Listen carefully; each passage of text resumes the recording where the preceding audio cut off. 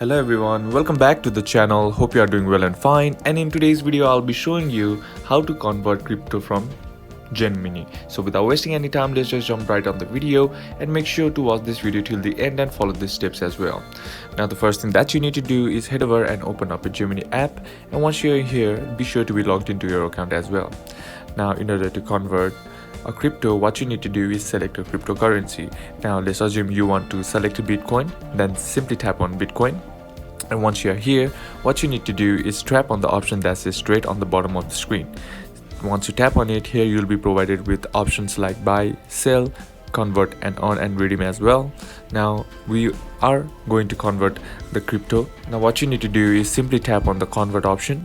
And once you tap on convert, here what you need to do is tap on select to convert Bitcoin to the currency that you want. Now here, let's assume you want to change it to Ether. Now what you need to do is just simply enter in the amount in Bitcoin rather than USD. And then once you have entered in the amount, tap on review order.